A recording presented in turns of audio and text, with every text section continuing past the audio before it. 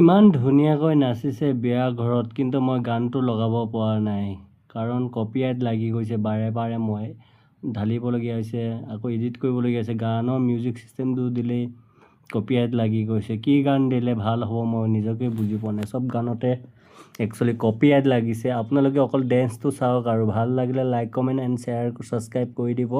আপোনালোকৰ গানটো দিব নোৱাৰিলোঁ, সেইটো কাৰণে আপোনালোকে বেয়া নাপায় যাতে। অকল ডেন্সটোৱে চাওক। বিয়াৰ ঘৰত ইমান ধুনীয়া ফূৰ্তিত উঠাইছিলোঁ, কিন্তু কি কৰিম, উপায় নাই। কপিৰাইট লাগি গৈছে, বাৰে বাৰে কপিৰাইট লাগি গৈছে। তো কপিৰাইট লাগি গ'লে বহুতবাৰ ইছ্যু হয়। মই সেইটো কাৰণে আপোনালোকৰ মাজত উইদাউট ছঙত গানটো দিছোঁ। আপোনালোকে অলপ ছাপোৰ্ট কৰিব বুলি আশা ৰাখিছোঁ।